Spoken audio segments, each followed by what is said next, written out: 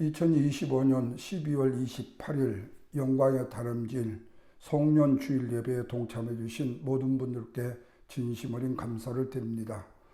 무엇보다도 매주 수요일 영광의 다름질 칼럼과 또한 매주 주일마다 영상으로 보내드리고 함께 동참해 주셔서 격려해 주시고 위로와 용기를 주신 모든 분들께 또한 감사를 드립니다. 우리가 이제 2025년 한 해를 보내면서 아마 저와 여러분 물론이고 누구도 저마다 한 해를 뒤돌아보게 되고 또한 새해를 준비하게 될 것입니다. 문제는 어떤 식으로 어떤 방법으로 한 해를 뒤돌아보고 새해를 계획하느냐 하는 물음은 굉장히 중요합니다. 여러분은 어떻게 뒤돌아보셨고 어떤 계획을 세우고 계십니까? 물론 3일여가 남았지만 말입니다. 그런데 우리가 신앙생활을 하면서 굉장히 중요하게 잘 알아야 하는 한 가지가 있습니다. 그것은 하나님께서 저와 여러분을 통해서 영광을 받으실 일이 있다는 사실입니다. 그 영광을 받으시는 일이 크든 작든 좋은 일이든 안 좋은 일이든 하나님은 합력하여 영광을 받으시는 분이시다는 말씀이죠. 그렇다면 다른 사람도 존중할 수 있고 나를 사랑할 수 있기 때문에 그렇습니다.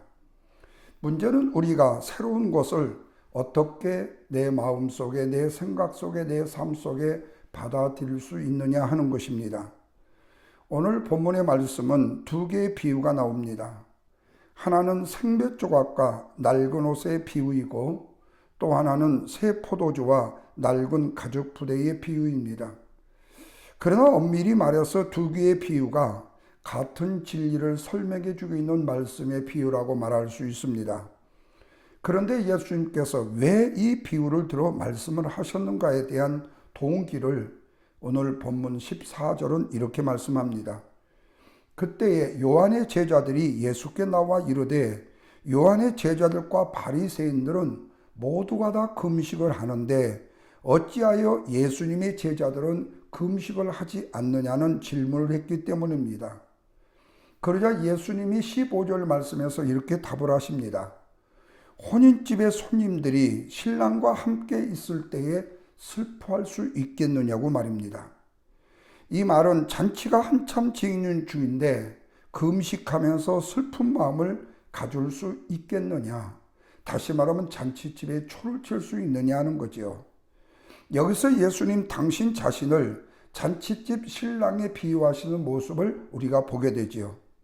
다시 말하면 일주일에 2번씩 지키는 금식의 의식이 모세의 율법을 기억하는 구약적 형식이라면 율법의 완성이 되신 예수 그리스도가 지금 우리 앞에, 당신 앞에 새 신랑으로 오셨기 때문에 이제는 옛 종교 의식인 금식에 얽매여서는 안 된다는 말씀을 새 포도주와 새 부대라는 비유로 말씀을 하셨다는 사실입니다.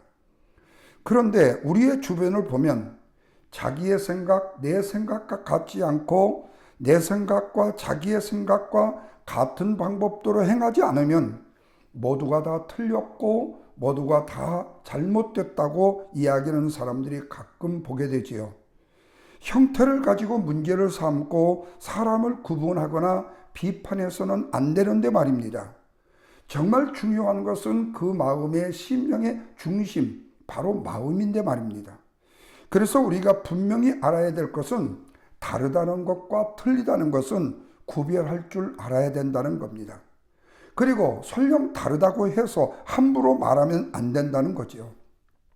그런데 보통 사람들은 나와 다르면 무조건 틀렸다고 함부로 말을 해버리거나 비판하는 일을 주저하지 않는다는 거예요.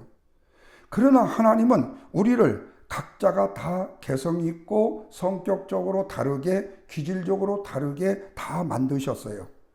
똑같은 사람이 있을 수 있을 것 같지만 비슷할 수는 있지만 똑같은 사람은 별로 없습니다. 키 큰 사람도 있고 작은 사람이 있고 눈이 짙게 올라간 사람도 있고 눈이 내리쳐진 사람도 있고 뚱뚱한 사람도 있고 마른 사람도 있고 등등의 구별을 하자면 굉장히 다양하게 하나님이 만드셨다는 거예요. 그런데 이렇게 하나님께서 인간을 창조하신 다음에 창세기 31장 말씀을 보시면 뭐라고 그랬죠? 보시기에 좋았다라고 말씀하셨어요. 다시 말하면 하나님이 만드신 당신의 작품에 대해서 스스로 만족해 하시면서 우리 각자를 세상에 내보내셨다는 말씀입니다. 여러분, 교회도 마찬가지입니다. 각양각색의 다른 사람들이 모여서 하나를 이루는 곳이 바로 교회입니다. 그런데 교회 생활 중에 내 생각과 다르다고, 내 성격대로 안 된다고, 내 마음대로 안 된다고 거기서 다른 행동만 그리고 다른 생각을 가지고 있다라면 안 되죠. 이것은 마치 지도자인 목회자의 또 생각이 성도들과 같을 수가 없어요. 성도들과 목회자의 생각이 다를 수 있지만 그것을 차츰차츰 한 사람 한 사람의 마음을 하나님의 말씀 중심으로 맞추어서 하나가 되게 만들어가는 것이 바로 교회 공동체를 이루어가는 지도자의 리더십인 것입니다. 하나님은 이렇게 각기 다른 사람을 만드시고 다른 모양으로 살기를 원하셨어요. 그런데 어떤 한 사람이 편협적인 자기만의 생각을 가지고 자기가 생각하는 것처럼 생각하지 않으면 다 틀렸다. 자기가 경험한 대로 하지 않으면 틀렸다고 생각하는 오만함을 드러내는 사람들이 교회 안에도 종종 있다는 사실이에요.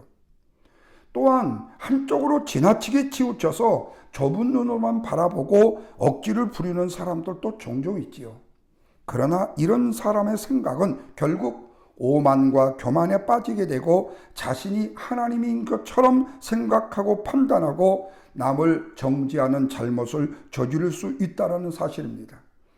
그러기에 오늘 본문에 기록되고 있는 바로 비유 중에 세 종류의 사람의 모습을 통해서 저와 여러분들의 우리의 생각과 우리의 마음들을 다시금 되돌아보는, 그리고 한 해 동안 지금까지 내 생각과 내 뜻대로만 살았던 삶이 다른 사람의 삶을 틀렸다고 정죄하고 비판하고 하지 않는가 하는 반성의 의미에서, 그리고 또한 새롭게 다가오는 2026년을 맞이하면서 우리가 어떤 삶을 살아야 될 것인가에 대한 그 이념을 오늘 주신 말씀을 통해서 함께 나누려고 합니다. 먼저는 내 자신은 변하지 않으면서 내 자신을 다른 사람에게 나타내고 증명하려고 하는 사람이 있습니다. 자, 다시 본문 14절 말씀을 보십시오. 그때에 요한의 제자들이 묻는다고 그랬죠. 우리는 금식을 하는데 왜 예수님 당신의 제자들은 금식을 안 하냐고 말입니다. 여기서 지금 바리새인뿐만 아니라 지금 현재 요한의 제자들은 자신들만이 옳다는 사람들의 특징의 모습을 드러내고 있습니다. 다시 말하면 다른 사람들이 못하는 것에 대해서 이들은 관심이 깊다라는 거예요. 나는 하는데 너는 왜 못하느냐는 거예요. 그렇다면 너는 엉터리다는 겁니다.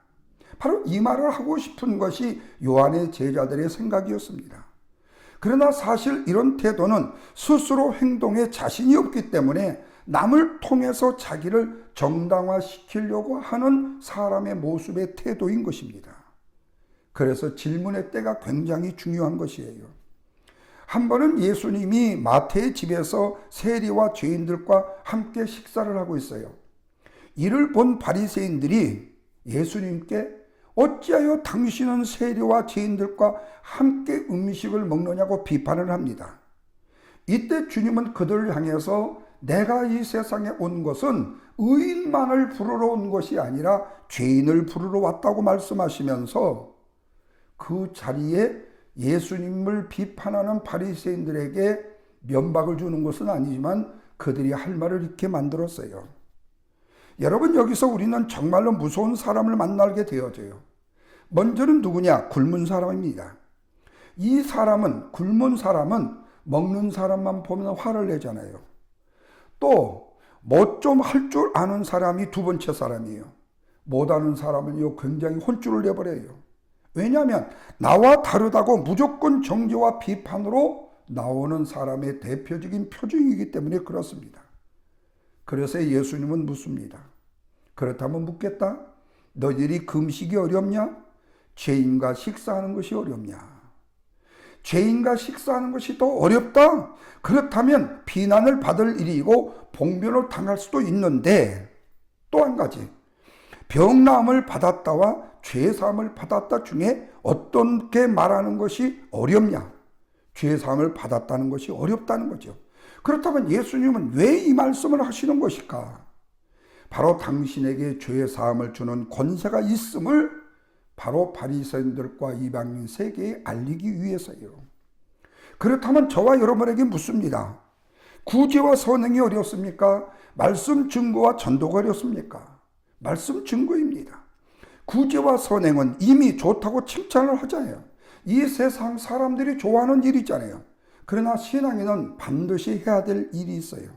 다시 말하면 욕을 먹어도 보고 들은 것을 증거하지 않을 수 없다는 말씀의 증거 말입니다. 그래서 진짜는 세상으로부터 사탄 마귀로부터 공격을 당하게끔 되어집니다. 생명을 논쟁을 일으키기 때문이고 마귀는 진짜만을 공격하기 때문에 그래요. 그러나 생명이 없는 것은요, 뭘 해도 별로 관심이 없어요. 그래서 생명이 없는 사람은 변함이 없고 자기가 정당하다는 것을 증명하고 싶어하는 사람인 것입니다. 여러분, 바로 이것이 요한의 제자들의 논리인 것입니다. 오직 역사형 사명을 띠고 비교와 정죄와 비판의 자리에 서는 거예요. 그러나 여러분, 이 땅에 모든 것은 변하지 않는 것이 없습니다. 어떤 모양으로든지 조금이든 100%는 변하게 되어져 있어요. 어떤 초신자가 목사님께 묻습니다. 목사님, 어떻게 하면 천국 갑니까? 그러자 예수 믿으면 갑니다. 그러면 어떻게 하면 지옥을 갑니까? 가만히 있으면 갑니다. 사랑하는 여러분, 가만히 있어도 변하게 되어져 있어요. 이것을 우리는 태보라고 말하는 것입니다. 우리가 하는 말 중에 고인 물이 썩는다는 말을 하지요. 그런데 물은 가만히 고여 있어도 변하게 돼 있고 놔두면 썩습니다. 돈도 마찬가지잖아요. 좀이 나고 등록이 생기고 도둑이 가져가잖아요. 이 세상 모든 것은 다 변하게 되어져 있습니다. 문제는 긍정적으로 변했느냐 부정적으로 변했느냐가 중요한 거예요. 사랑하는 여러분, 저와 여러분 올해 어느 쪽으로 변하셨습니까? 긍정적이었습니까? 부정적이었습니까? 할 수만 있다면 긍정적으로 변해야지 부정적인 면에서 벗어날 수 있기를 바랍니다. 뿐만 아니라 가만히 있다고 좋은 것이 아니에요. 가만히 있으면 바로 퇴고인 것입니다. 변하지 않는 자기의 정당화에서 요한의 제자들이 가졌던 모습에서 저와 여러분은 벗어날 수 있는 한 해의 마지막이 되시기를 주님의 이름으로 축원합니다. 두 번째로는 새 포도주의 기쁨을 누리는 사람이 있습니다. 자, 본문 15절 말씀에 보면 예수님을 신랑이라고 말하고 우리를 신부라고 말해요. 그런데 바로 이 신랑이 보통 신랑이 아니에요. 그렇다면 신랑 대신 예수님 앞에 우리가 신부될 자격이 있느냐? 없다라는 거예요. 그럼에도 불구하고 신랑 대신 예수님은 우리를 신부로 여겨주신다라는 거예요. 그런데 우리가 그 예수님을 만났다면, 신부로 만났다면, 신랑을 만났다면 우리는 상상할 수 없는 은혜를 입은 것이죠. 이것을 우리는 상상할 수 없는 기쁨이라고 말할 것입니다. 이때 생각나는 것이 뭘까요? 신랑과 신부로 인하여 기쁨과 감격과 은혜밖에 생각하지 않을 것이다. 이런 면에서 이런 기쁨을 누리니까 요한의 제자들이 예수님을 만나서 먹었느니 안 먹었느니 논쟁을 벌이고 있다는 사실입니다. 이 말은 실질적으로 금식을 해보라는 거예요. 그래야 배고픈 것을 깨닫게 되고 공급하시는 은혜도 체험하게 된다는 사실입니다. 뿐만 아니라 무릎을 꿇고 기도해 보라는 거예요. 그래야 무릎이 저리다는 것을 깨닫게 되고 인생을 책임져 주심을 만나게 된다는 사실입니다.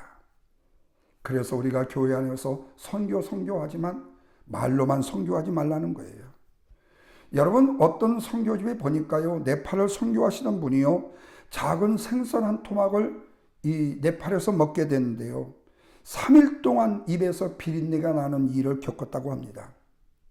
그런데 그와 동시에 선교는 기쁨이라는 사실을 알게 되었고 먹는 것이 금식보다 어렵다는 것도 깨달았다고 고백하는 내용을 보았습니다. 뿐만 아니라 우리가 구제와 헌금을 해보라는 거예요. 돈이 줄어든다는 것은 알지만 동시에 그로 인하여 구제하고 나고 그리고 헌금하고 나면 기쁨과 채움을 경험하게 된다는 것입니다. 성경은 흩어구지하여도 더욱 부하게 되는데 과도히 아껴도 가난하게 될 뿐이라는 잠언서 11장 24절 말씀에 하나님의 압도적인 축복을 알 사람이 많이 없다라는 사실을 징표로 말씀해 주고 있습니다. 그래서 예수님께서 우리에게도 묻고 있는 거예요. 너는 신랑을 만난 기쁨과 감격이 있느냐고요. 그래서 금식은 신랑을 빼앗겼어야 하는 것이라고 말씀하고 있어요. 그러나 신앙생활을 하면서 느낌이 없고 무덤덤하고 감격이 없다면 어떻게 될지요? 바로 지금 금식할 때라는 말씀입니다. 이때는 바로 몸부림을 칠 때라는 말씀입니다. 이것은 신랑 되신 예수님을 만난 성도는 새 은혜와 새 능력과 새 기쁨을 꼭 누려하기 때문에 그런 거예요. 여러분, 다윗이 금식을 했습니다. 언제 했다고 했습니까? 정결한 마음 내게 주시옵소서. 오 주여, 정직한 영을 내게도 주옵소서. 뭐라고요? 나를 주님 앞에서 쫓아내지 마시고 주의 성령을 거두지 마옵시고 주의 구원의 기쁨 회복시키시며 정직한 영을 내게도 주옵소서.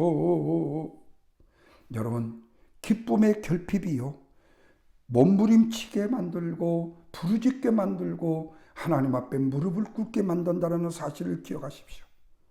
왜냐하면 신랑의 부재는 우리를 정신을 잃게 만들기 때문에 그렇습니다. 그러므로 우리가 주 안에서 누려야 될 기쁨이라는 것은 뭐지요? 새 신랑의 기쁨을 누리는 거예요. 새 포도주의 기쁨을 누리는 거예요. 생백조각의 기쁨을 누리는 겁니다. 저와 여러분 적극적으로 누리시길 바랍니다. 긍정적으로 누리시길 바랍니다. 이것이 진정한 성도 되어진 저와 여러분의 삶이어야 하기 때문에 그렇습니다. 마지막으로 새 부대로 변하는 사람이 되는 사람이 있어요. 자, 본문 17절 말씀을 보시면 새 포도주는 낡은 가죽 부대에 넣지 아니하나니 그렇게 하면 부대가 터져 포도주도 쏟아지고 부대도 버리게 됨이라. 새 포도주는 새 부대에 넣어야 둘이 다 보존제니라, 이렇게 말씀해요. 여러분, 여기서 새 포도주라는 이 말은 새로 만든 것이라는 뜻이에요. 오래 만든 거예요. 다른 뜻으로 시간상으로 새로운 것이라는 뜻도 있습니다.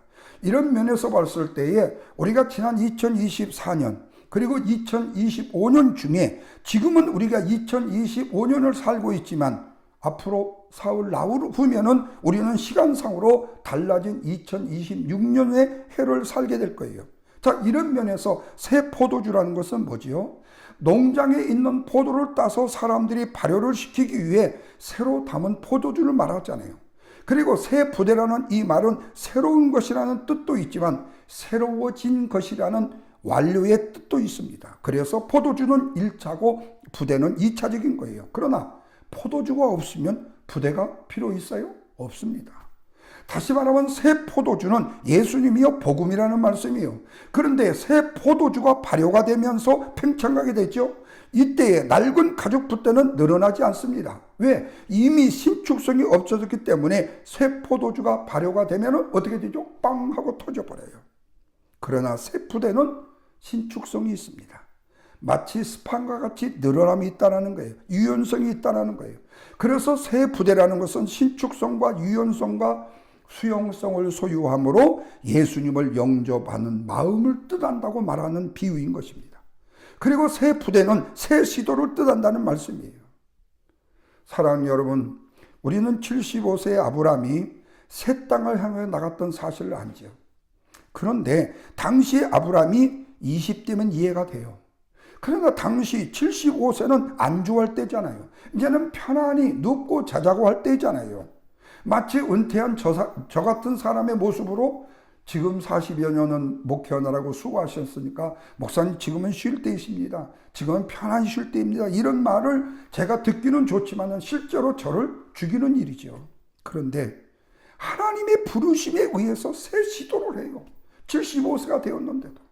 70세가 넘었다고 해서 안주해서 그대로 주저앉을 있을 이유가 있는 게 아니다. 내 마음은 날마다 주의 말씀으로 새로워지고 주의 은혜로 세워지고 하나님 앞에 무릎 꿇어 기도하는 가운데 세움을 얻게 되는 거예요. 이게 바로 뭐지요? 믿음의 시도인 거예요. 이것은 새 부대가 된다는 뜻인 것입니다. 물론 젊은 목회자들은 저보고 이제는 노땅, 다시 말하면 다 지나간 세대의 사람들이라고 해요. 물론 맞습니다. 연령적으로 그렇습니다. 목회적 관점에서 새로운 뉴 리더십과는 다른 점이 많은 게 사실이에요. 그러나 내 안에 내가 본질을 잃어버리지 않았다. 복음의 본질을 잃어버리지 않았다. 그러면 젊은 당신이 복음을 잃어버렸다면 훨씬 복음을 잃어버리지 않는 그 사람이 낫잖아요. 여러분, 성경은 바로 새 포도주는 이걸 말하고 새 부대는 이걸 말하는 거예요. 그러기에 저와 여러분에게 묻고 싶어요. 우리는 지금 낡은 사람입니까? 새 사람입니까? 라고 말입니다. 그러나 냉정하게 볼 때 우리는 이전과 다른 것이 없는 똑같은 사람이 틀림이 없어. 오히려 시간이 흘렀기 때문에, 더 나이를 먹었기 때문에 더 늙어버린 것도 사실이에요. 그러나 중요하게도 우리 모두는 하나의 푸대를 가지고 있다는 거예요. 푸대를 가지고 있다는 거예요. 또한 우리에게는 어떤 것이든 담을 수 있는 그릇이 있다는 거예요. 마음의 그릇, 영적인 그릇이 있다는 말씀입니다. 그래서 우리는 한 해를 보내면서 우리의 자신을 다시 한번 깊이 있게 뒤돌아봐야 된다는 겁니다. 우리의 신앙은 날마다 새로워져야 되기 때문에, 그리고 변하지 않으면 증명하지 말아야 되기 때문에, 그렇다면 오히려 썩게 되기 때문에, 그러므로 새 신랑에 대여 새 포도주의 은혜와 기쁨을 누리라는 거예요. 이게 없으면 뭐가 해요? 가짜, 태보이기 때문에. 그래서 주님은 우리로 하여금 새 부대가 되라고, 새 시도를 하라고 말씀하시는 거예요. 그렇다면 또 다른 세계가 열리게 될 것이고, 이것을 누리는 것이 바로 신앙이고, 신앙은 놀라움과 흥분과 새로움과 감격과 눈물의 연속이기 때문에 이 세계를 향하여 강하고 담대하게 나아가라고 말씀하고 있어요. 이것이 우리가 새 부대로 만들어졌다는 의미이기도 하지만, 새롭게 되었다, 변화가 되었다, 달라졌다, 이런 의미도 갖게 되기 때문에 그래요. 그렇다면 여러분, 이제 우리는요, 오직 한 일, 뒤에 있는 것을 잊어버리고 새 부대가 되어 부르신 부름의 상을 향하여 나아가야 될 것입니다. 이제 결론을 맺겠습니다. 신앙이라는 것은 놀라움과 새로움과 감격의 연속이 되어야 됩니다. 내 자신이 변하지 않으면서 남을 통하여 내 자신을 증명하는 삶을 살아서는 안 됩니다. 오직 새 신랑의 은혜를 누리며 새 부대가 되어 살아가는 삶을 살아가는 삶의 모습으로 살아가야 되겠죠. 뿐만 아니라 새 포도주의 기쁨을 누리는 변화된 삶을 살아가야 될 것입니다. 마지막은 새 부대로 변화되는 삶을 살아가는 사람이 바로 이 세 가지가 송년주일에 우리 주님께서 저와 여러분에게 주시는 초대인 것을 믿으시고 힘있고 용기 있게 새해를 맞이하시며 2026년도도 주 안에서 승리하는 삶을 사시는 저와 여러분이 삶이 되기를 주님의 이름으로 축원드립니다.